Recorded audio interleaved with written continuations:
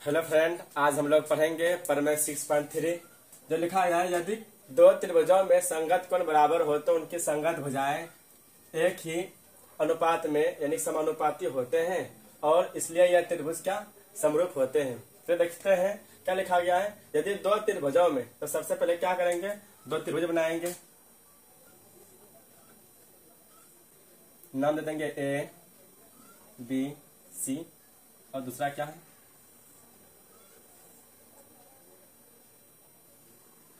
D E F. दो त्रिभुज बना लिए। यहाँ क्या कह रहा है कि संगत कोण बराबर हो तो यहां लिखेंगे दिया है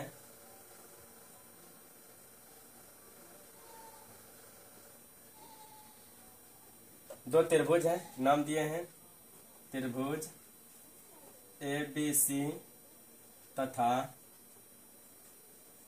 त्रिभुज डी ई एफ में।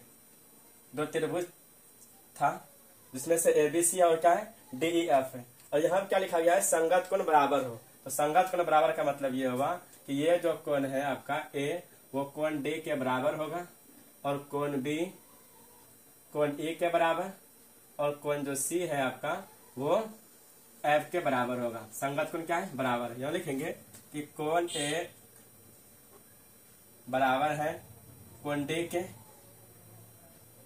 कोण बी बराबर होंगे कोण ए के तथा कोण सी बराबर है कोण एफ के। ये आपके क्वेश्चन में दिया गया है। तो सिद्ध क्या करना है कि भुजाएं एक ही अनुपात में होती है और क्या ये इसलिए त्रिभुज समरूप होते हैं, यह सिद्ध करना है। सिद्ध क्या करना है, इनकी संगत भुजाएं एक ही अनुपात में होती है और इसलिए ये त्रिभुज समरूप होते हैं। तो देखिए यहां लिखेंगे सिद्ध क्या करना है, सिद्ध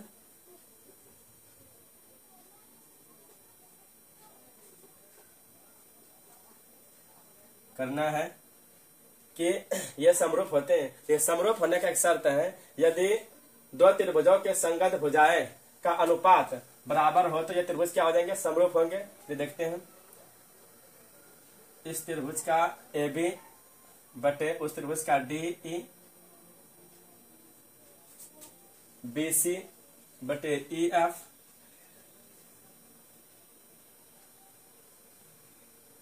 बराबर ए सी बटे डी एफ। यदि ये तीनों बराबर हो तो ये जो त्रिभुज है वो समरूप होंगे। चलिए क्या करेंगे, सबसे पहले कि आगे बढ़ने के लिए क्या करना पड़ेगा, ये जो त्रिभुज आपका डी ई एफ है यहाँ पे दो बिंदु लेंगे। इस प्रकार नाम दे देंगे इसका पी क्यू। तो जो बिंदु लिए हैं वो इसलिए लिए हैं ताकि ये ए बी जो है वो डी पी के बराबर हो और ए सी जो भुजा वो डी क्यू के बराबर हो। यहाँ लिखेंगे हम लोग रचना में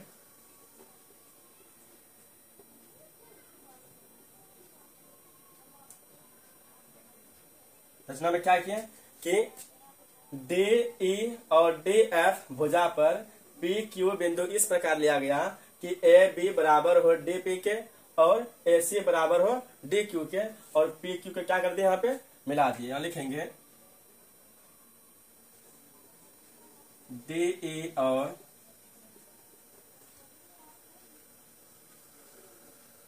डी एफ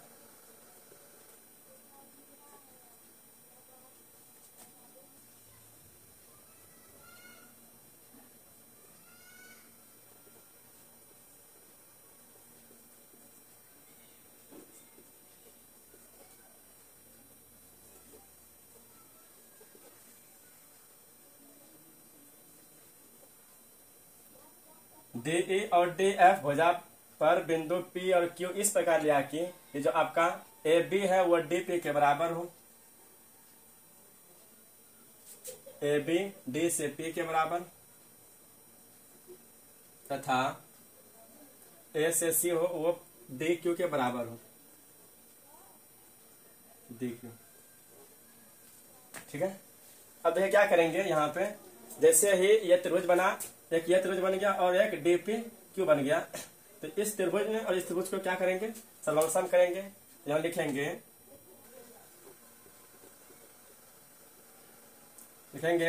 अब ये और ये त्रिभुज बन गया। ये त्रिभुज का नाम क्या है, त्रिभुज ABC तथा त्रिभुज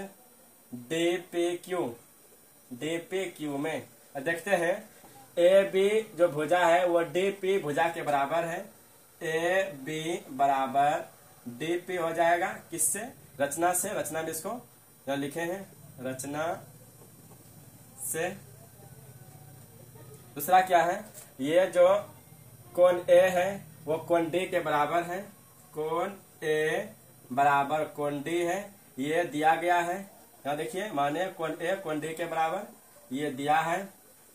और ये जो A से C जो भुजा है वो D से Q भुजा के बराबर है। AC बराबर क्या हो जाएंगे, D से Q, ये भी रचना से। तो क्या करेंगे यहाँ पे, ये जो है साइड एंगल साइड, ये जो आपका है साइड एंगल साइड सर्वसमता कसौटी से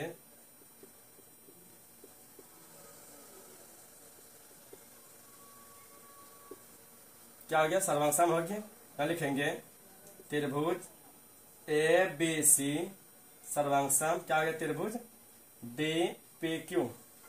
अब देखिए यहाँ पे ये त्रिभुज इस त्रिभुज का क्या हो गया, सर्वसम हो गया। तो इसका मतलब ये हुआ ये जो आपका कोण B है वो कोण P के बराबर होगा। कोण B बराबर कोण P, ये हो गया आपका CP/CT से। अब देखते हैं और क्या है कि ये जो है आपका कोण B वो कोण A के बराबर दिया गया है। कोण B जो है वो कोण A के बराबर यहाँ दिया गया है। चलिए अगर इसको हम समीकरण 1 मान ले और समीकरण 2 मान ले इसको, तो देखते हैं कि कोण B जो है ना वो कोण P के भी बराबर है और कोण B कोण A के भी बराबर है। तो हम इसको एक साथ भी लिख सकते हैं कि चूंकि कोण B जो है वो कोण P के बराबर है और कोण P कोण A के बराबर है। तो देखते हैं ये जो कोण मेरा P है वो कोण A के बराबर है, कोण P वो कोण A के बराबर है। इसका मतलब क्या हुआ, संगत कोण के युग्म से P से जो Q है वो समांतर हो जाएगा E से F के समांतर। यदि यह समांतर हो गया तो यह क्या करेंगे, ये भुजा अनुपात कर सकते हैं।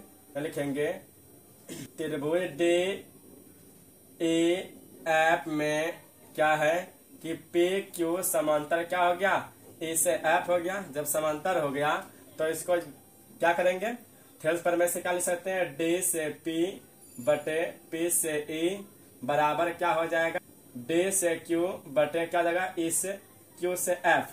अब देखते हैं यहाँ पे ये आपका क्या आ गया, थेल्स प्रमेय। थेल्स प्रमेय से, और थेल्स प्रमेय को हम लोग ऐसे भी लिख सकते हैं कि D से P बटे D से E बराबर DQ बटा D से F। ये भी क्या हो गया आपका, ये भी थेल्स प्रमेय से हुआ। अब यहाँ पे देखते हैं कि D से P के बदले में A से B रखेंगे, क्योंकि रचना में ये मैंने बराबर लिया है। तो यहाँ पे DP के बदले में A से B रख देंगे। तो लिखेंगे DP के बदले में A से B बटा DE बराबर D से Q के बदले में A से C लेंगे रचना से, तो AC बटा DF। यहाँ पे लिखना है DP जो है वो बराबर है किससे, AB के बराबर, और D से Q है वो बराबर है AC के बराबर। ये लिख दिए। अब देखते हैं यहाँ पे ये जो AB जो DF के क्या हुए, अनुपात हुए, और AC भुजा DF के अनुपात हुआ। इसी प्रकार क्या है, तो लिखेंगे इसी प्रकार जो है आपका AB अनुपात DE, AB अनुपात DE बोले या फिर AB बटे DE बोलिए, एक ही है। और जिस प्रकार ये भुजा इस भुजा के अनुपात हुआ और AC भुजा DF का अनुपात हुआ, उसी प्रकार ये AB बटे DE लिख रहे हैं और BC बटे EF लिख रहे हैं, BC बटे EF। चलिए इसको समीकरण क्या मान लेते हैं, यहाँ 2 हो गया, 3, ये आपका 4। तो हम लिख सकते हैं तब कि तीनों भुजा क्या हो जाएंगे, आपस में बराबर हो जाएंगे। AB इसके बराबर और ए बी इसके बराबर भी है, तो इन तीनों भुजा बराबर लिखेंगे। ए बी बटा डी ई वो बराबर होंगे किसके, बी सी बटा ई एफ, ये बराबर हो जाएंगे ए सी बटा डी एफ के। अब देखिए यहाँ पे क्या है, दो त्रिभुजों के संगत भुजाओं का अनुपात क्या है, बराबर है। जब दो त्रिभुजों के संगत भुजाओं का अनुपात बराबर होता है तो वो त्रिभुज क्या होते हैं, वो समरूप होते हैं। यहाँ लिखेंगे कि त्रिभुज ए बी सी वो समरूप है त्रिभुज किसके, डी ई एफ के, ये समरूप हो गया। और इसको जो है ना एंगल समरूपता कसौटी भी कहा जाता है, एंगल थ्योरम। चलिए इस प्रकार इसको बनाया जाता है। अगर ये वीडियो आपको पसंद आया तो आप मेरे चैनल को लाइक कीजिए, सब्सक्राइब कीजिए। थैंक यू, नोट कीजिए।